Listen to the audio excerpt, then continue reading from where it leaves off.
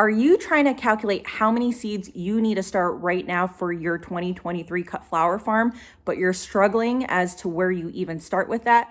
Well, this video is for you. We're going to talk about how you can calculate how many seeds and plants that you need to start, how many stems potentially you can harvest off of various varieties, and therefore what you need to start right now. So we're gonna break this video up into 5 parts. The first part is understanding how much space you're working with in terms of growing. The second is how many bouquets are you gonna need per week? Then the third is what is your bouquet recipe? And using all of that, we'll talk about number 4, calculating the number of plants that you'll need to meet that bouquet demand. And last but not least, the considerations that may impact your bouquet recipe. So let's get started. So number 1, how much space do you have to work with to grow?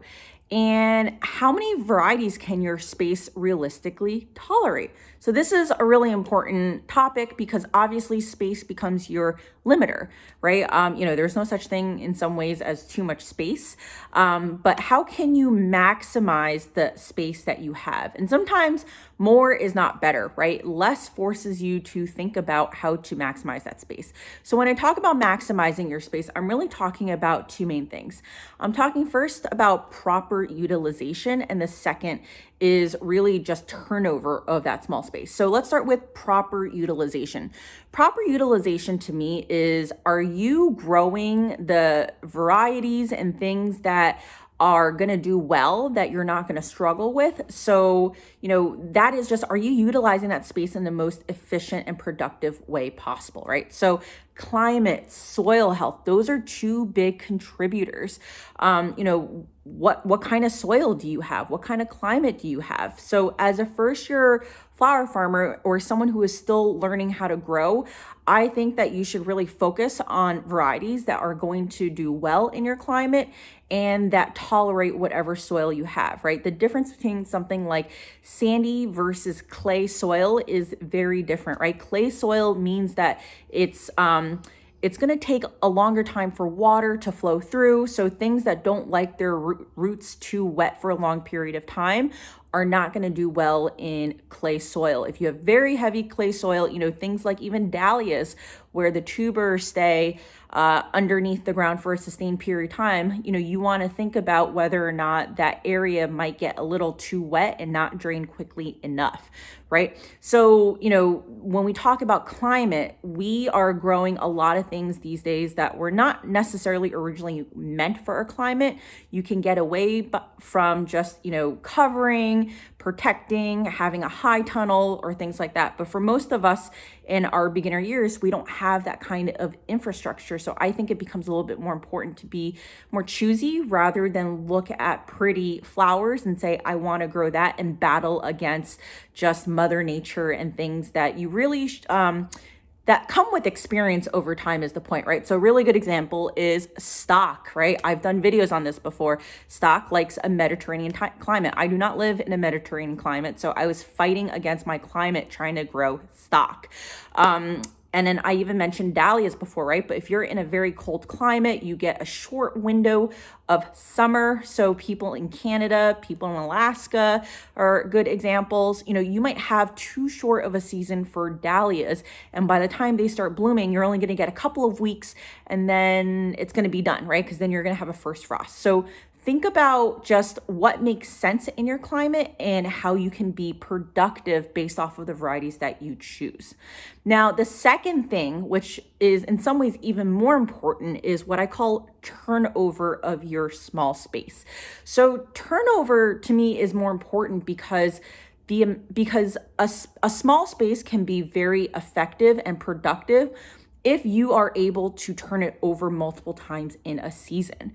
So even things that are multi-branching, that are cut or come again, sometimes they become less productive over time. So that's why you need successions, right? Something like zinnias, which I'll talk about in detail later, they are susceptible to disease like powdery mildew. Even if they were not susceptible to disease, over time, they are just not going to produce in quantity and quality the amount that you want for a cut flower. So it's always important to think about the successions, right? But for the purposes of calculations in this video, we're talking really about your first succession, but the concepts that I'm going to be talking about, the considerations, will make you think about succession planning. So when we talk about turnover, right, things like sunflowers, especially those that are one and done, are very fast turning. On the seed packet, I think for like an average pro cut, you're talking about maybe 50 days to maturity. I found that at the height of summer, where it was very hot, where we had long day length, I was getting turnover like every 35 to 40 days. So, turnover here is important because one bed of succession, let's say I can plant 300 sunflowers. I'm able to turn that over in 45 days. I can get at least 3 successions out of that bed. Now, that's not saying that I do that in the same bed because I try not to plant the same things over and over. But, it's very different planting sunflowers versus something that stays in the ground a little bit longer, such as like Lysianthus, which is going to, really take the full season in that bed, right? You're not going to turn over that bed as quickly. Another example is like Snapdragon here, right? So Snapdragon is kind of like in between, where you can get a first flush in the spring, and then if you leave them there, you'll get a second flush potentially sometime in the fall, right? But during that time in the summer, it's kind of just sitting there. So if you have enough space for you to be able to afford letting those Snapdragon kind of just hang out there, then that's totally fine. But if you're growing in a very, very small confined space, then you'll probably want to think about needing to rip those out and start other flowers and then putting a new succession of sunflowers in just in time for the fall weather. So those are all things that you should be considering for the amount of space that you have and the constraints based off of that space. All right, so now we're going to start getting a little bit more into the calculation and math side of things. In order to calculate how many plants you need and how many stems you're going to be growing, you need to first figure out how many bouquets a week do you need, right? And so that is obviously driven by demand. So some of us have sales outlets that we've committed to, such as like a farmer's market. Some of us have a current customer base. This question becomes a lot harder if you are first year or you just have not established a market yet. So I would say that for the first year cut flower farmer, it's hard to assess this, and sometimes we tend to overestimate how much we can grow. One of my videos that I did last year on this, the reason why I'm doing an updated video is because there are some learnings that I've had and some things that I would do differently. So in that video, I assumed that I was going to try to produce 50 bouquets a week. And that's actually laughable right now, because I would say on average, I was probably producing anywhere from 10 to 12 bouquets a week consistently.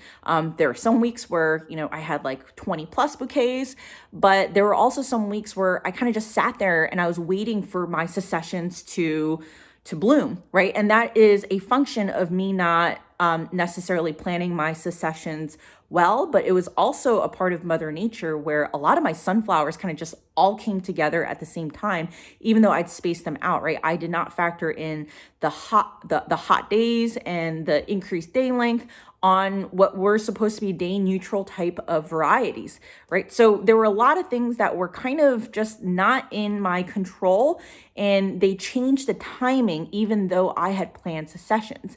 So all this to say, especially when you have a smaller space, you may not have stems coming in continuously. And until you have enough experience to know, hey, like this is what I should expect, and this is how I have a steady supply of stems, I think it's reasonable to err more on the side of caution than to be optimistic on how many bouquets you can realistically produce. So, my guideline is trying to shoot for something like 10 to 20 bouquets a week on the high end. And for me, I'm growing in a 40 by 90 foot space. It's not a very large space, but it's also not a small space. There are walking paths in between. So, it's technically, I would say maybe 2/3 or 3/4 of that 40 by 90 foot space. And if you're in your first year and you're just not confident about being able to sell your stems, I'm that person who's like, let me grow it, and I will find a way to sell those stems. One successful way that I had for selling stems was actually on Facebook Marketplace. I have a video, which I will link below. It's about posting into Marketplace and into local groups to kind of get that demand.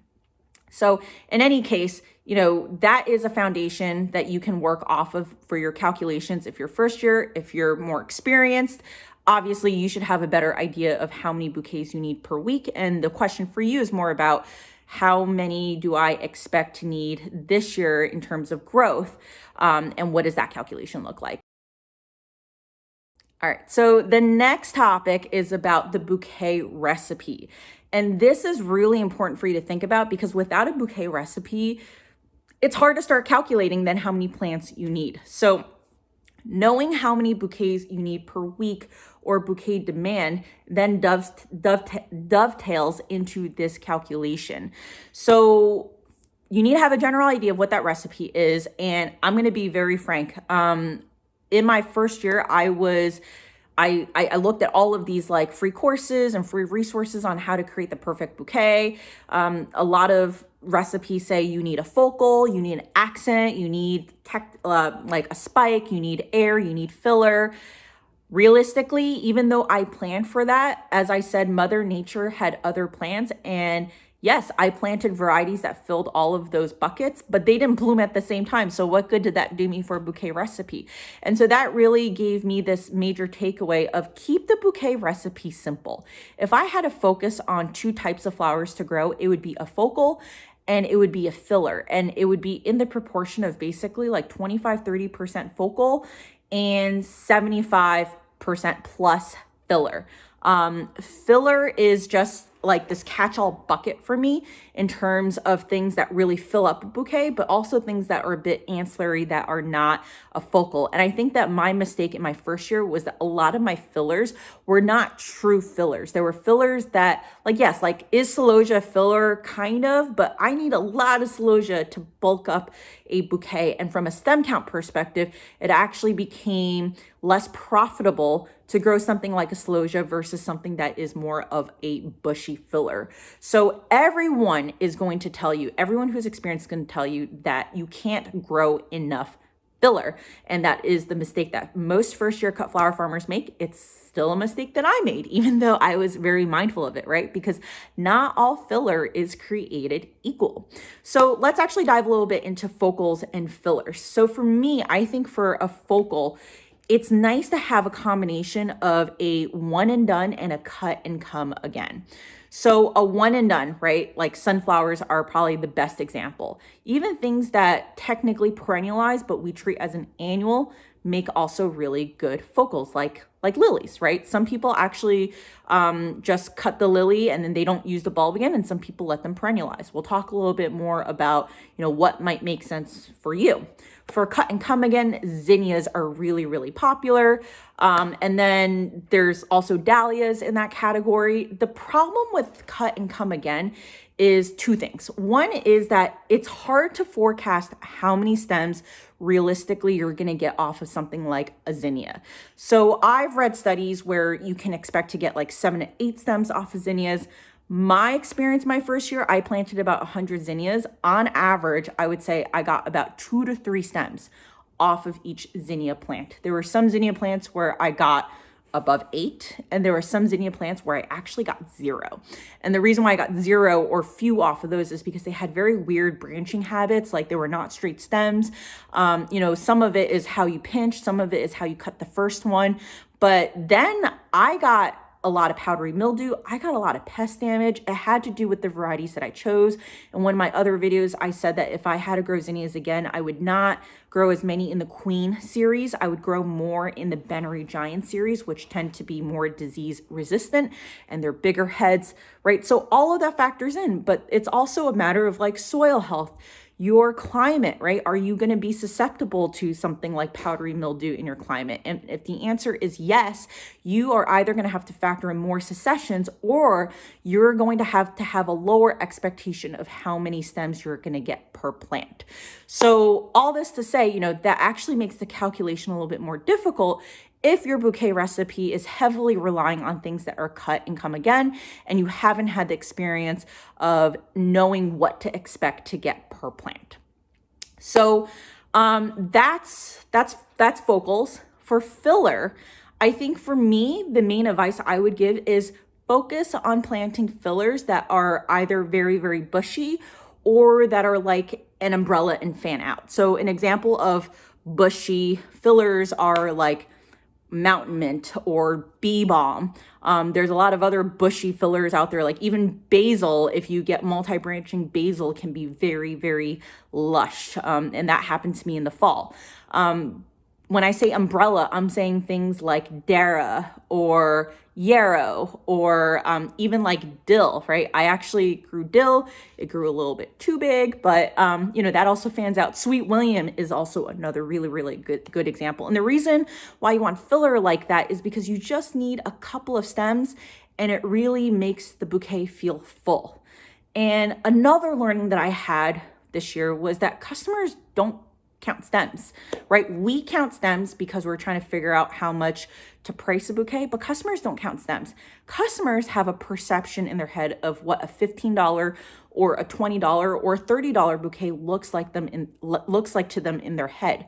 And let me tell you, you can sell a $20 bouquet with literally like 8 stems, and have it be perceived as very high value. And you can also sell a $20 bouquet with like 18 stems and it won't feel as high value, right? It really depends on the types of stems that you're putting in there. So all this to say, I really wish I grew more bushy green filler. I grew a lot of celosia. I grew gomphrena. I grew, what else? I like snapdragon in some ways was kind of acting as like a filler for me. That is not a very like profitable way of going about making bouquets and selling them, because even though celosia and gomphrena, they grow their they're branching varieties, I'd have to put at least like 5 gomphrena to even make it feel like that it was making a dent in the perception of the value of a bouquet, and they were also a pain to harvest. So, the other filler that I grew was Status. I think Status was a little bit better than like a gomphrena and celosia in that sense, because one Status stem could have multiple branches. But even then, it's not the same as having like a green, bushy, leafy filler. So again, I think that we typically look at photos of things that have color and that have flowers. Definitely look at what kinds of filler people grow and try to grow more of that than what you anticipated.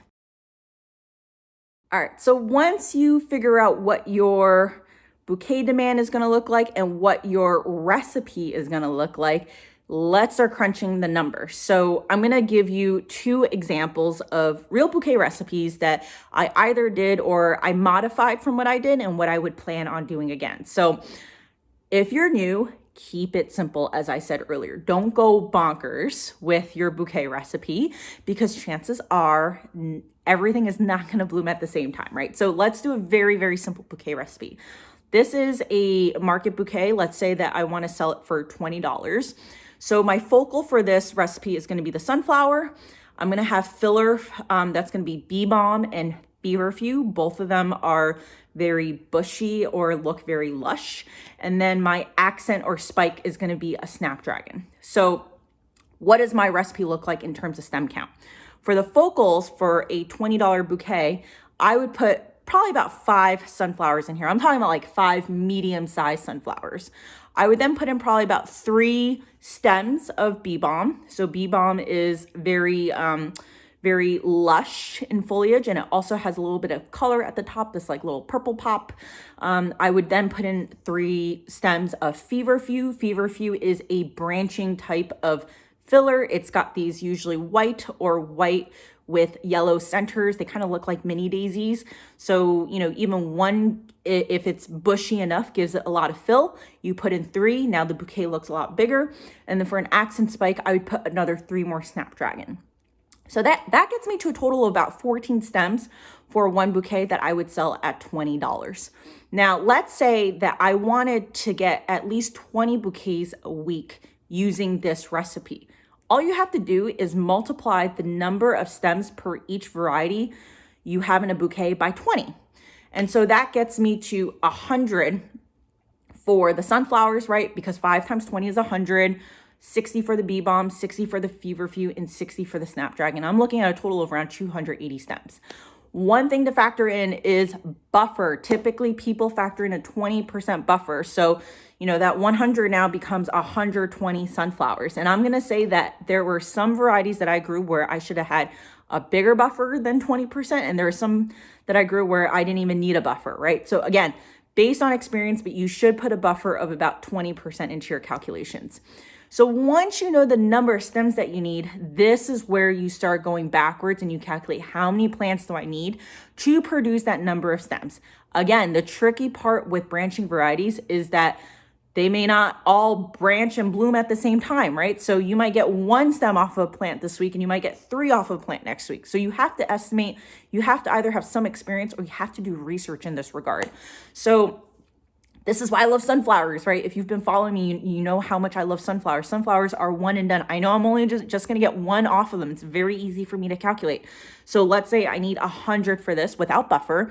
I'm going to need 100 seeds of Pro Cut, and that's how much I need to seed. For bee balm, right? Bee balm is something that is going to branch. So I'm going to say that I'm going to need about 20 plants to get me 3 stems. It might look a little bit different in the beginning where things are going to be slower, and then it's going to look different in the end where at the height of the growth, it's going to have multiple stems. For feverfew, I'm also going to say I'm going to need about 20 plants to produce 60 stems a week. And then for the snapdragon, I'm going to say I'm going to need anywhere from 30 to 40, right? Because snapdragons, you can pinch them. They can grow multiple. In my experience, I typically last year got stems at different times of the week. So in other words, I never had one single snapdragon that was blooming like 3-4 stems at once, right? At most it was blooming 2.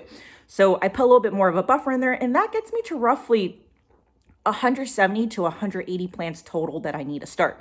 So if I'm soil blocking or something like that, I know I just need a little cafeteria spray with the tiniest soil blocker, and that's kind of like my first session that I'll need for this kind of bouquet, right? You might have 3 different recipes that you want to use. You might have 5, but now this starts giving you an idea of how many you need to start right now. Let's try another recipe.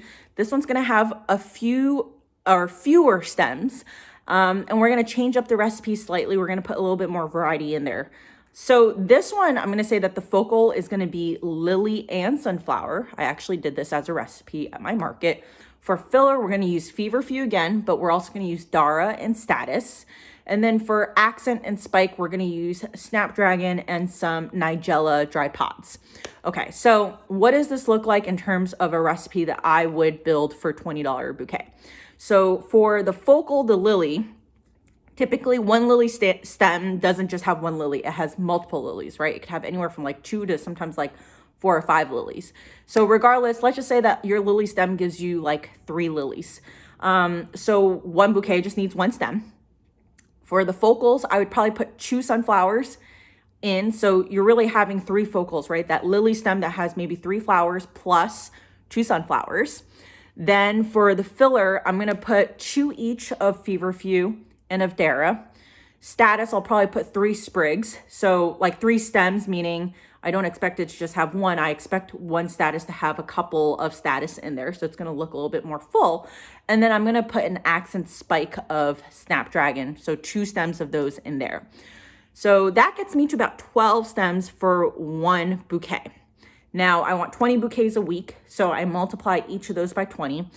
And that gets me to a total of 240 stems that I'm going to need on that weekly basis. Add in the buffer, which I don't have in the chart here, but you get you determine what buffer percentage you want. And then we multiply that out, we work backwards to think about how many plants we need. So it's very similar to before. For lily, they are typically, they can be perennial, but you got to leave them in the ground, but you're just going to get 1 stem typically off of each bulb that you grow. So I'm going to need 20 lilies. For sunflowers, I'm going to need 40, very straightforward. And you can see that for feverfew, I'm going to say 15 to generate the 2 stems a week. I'm going to need 20 b.a.r.e plants. I'm going to need 20 status and 20 to 30 snapdragons. So that gets me to approximately, we're talking about 135 to 145 plants in general for this bouquet recipe.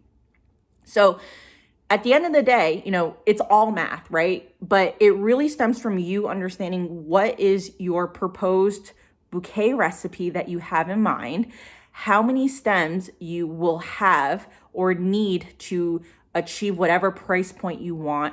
And you can play around with this, right? You can think about like, what is a $15 bouquet going to look like for me? What is a $30 bouquet, right? Ultimately, I would even do a range to say like, I'm not sure what I'm going to price up, but maybe I'll price at 15, maybe I'll price at $25. Like do both ranges and get an idea for what the difference is in the number of plants that you're going to need. And then using that, you can make your planning for how many seeds you're going to start right now. All right, so the last thing I want to talk about is just some considerations that might impact what your bouquet recipe is going to look like. And this is going to go back to that first question I had for you, which is how much space do you have and how many varieties can your space realistically tolerate? So for example, let's use that lily bouquet recipe. Are you going to perennialize the lilies? If you perennialize the lilies, there is a risk that the lilies may not come back at the stem length and the quality that you want for cut flowers. It's very different for landscaping, but let's say that you want to perennialize and take that risk. You are effectively potentially putting that bed to rest for the rest of the season, unless if you can grow something that is very shallow and you can intercrop. But for the most part, a lot of people kind of just let that bed go. So there is an opportunity cost of perennializing those lilies versus if you take them out, then you can plant something else there and that bed will be more productive, right? So this goes back to this concept of turning over your bed. The smaller the space you have, the more successions you need and the more likely you are going to need to turn over the bed. This is why Floret was so successful on 2 acres, because they did a lot of succession planting. They turned over their beds constantly so that each acre was producing a lot more flowers than say 1 acre off of like a 50-acre farm, right? Because at that point you have so much land that you can actually have some time to not, or you have the space to not need to turn things over.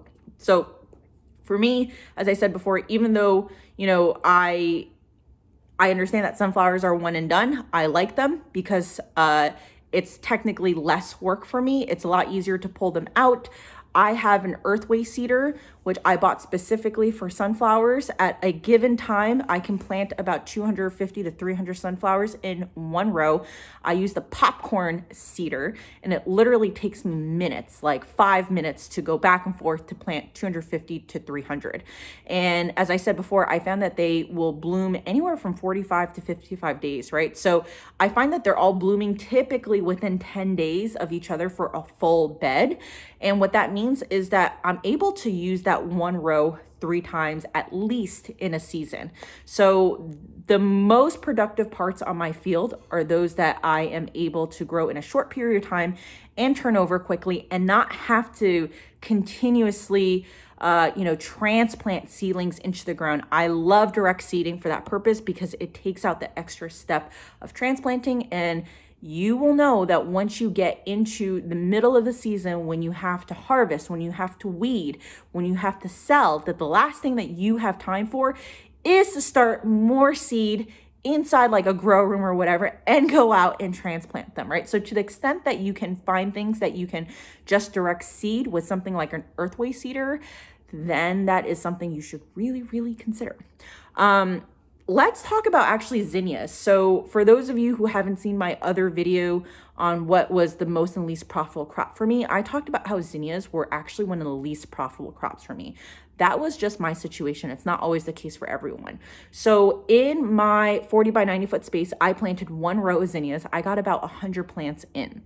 And I did not direct seed zinnias. I put them, or I started them either in soil blocks or in sail block trays. The nice thing about zinnias is that they don't need to be babied a lot because they want to get out into the field as soon as possible. They are something that you basically keep in your soil blocks for about like 2 to 3 weeks max, and then you try to get them out. So in my first year, I said I got basically 2 to 3 stems per plant. I have a local grower who I bought zinnias from. She could not harvest them fast enough. I mean, she was getting friends coming in with buckets to cut for, just their own personal enjoyment. But it goes to tell you that, like, again, soil health, climate, just your own growing space conditions is going to change the productivity of certain plants. So zinnias, I had this fallacy of sunk cost. I was like, oh, like the seed is a little bit more expensive because I bought the Queen series. They look so good in the beginning. There was no powdery mildew at all. They're probably in the ground for about 50 days before, they really started flowering. And then at that point, the first cut for a lot of them were decent. And then as I was getting to the second cut, that's when the powdery mildew set in. I was like, well, maybe it'll resolve itself. Maybe this, maybe that. I ended up having those zinnias in the ground for over 90 days.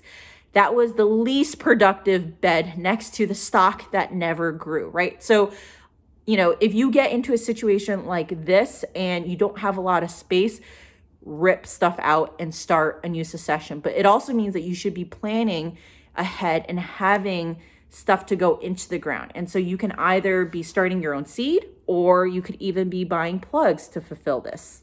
To wrap up, I want to point out that a lot of this is sometimes just very theoretical. As I said before, you can do all the planning in the world, but Mother Nature will have its own plans, and you just have no idea if you are going to get the anticipated amount of plants growing, right? You've got a bunch of attrition. You've got attrition from germination, right? Like, what if you start 100 soil blocks and only 80% germinate? So you've got attrition there. You've got attrition from a seedling to transplant out in the field. And then you've got attrition as the plant is growing based off of pest and as well as disease. So there is a lot of attrition to account for throughout. So 20%, might make sense for some and it might not make sense for others. For me, I found that, the lowest attrition type of things that I was growing were stuff like sunflowers, because I was direct seeding them. So I was avoiding the attrition of the transplant piece. But, the piece that then became different from soil blocking inside was I had birds to contend with who were potentially eating the seed if the seed didn't go deeply enough, right? Again, all of this is based off of experience. But if you need a starting point and you want to have a ballpark figure of what to start, I think that doing the math and trying to figure this out is really, really helpful. And just pad yourself a bigger buffer. Pad yourself a couple more successions. It's always nice to have backup seedlings that honestly go to waste and don't go in the ground than to be stuck there looking at your empty field and saying to yourself, I wish I had more seedlings and now I have nothing to grow, right? So I always talk about opportunity cost. There is a higher cost of not having extras of something and then needing to compost them or give them away, then there's a higher opportunity cost of not doing anything and not preparing and having an empty field that is not doing anything than to do what I just said, which is have more seed or have more plants that you started from seed, because ultimately what you could end up doing is giving those away to someone or even selling them. So I hope this video was helpful as you plan your 2023 journey. I am still planning my 2023 field, and once I figure that out, I will do a video on it, but leave me some questions as well as what you're doing for 2023 in the comments, and I will see you next time.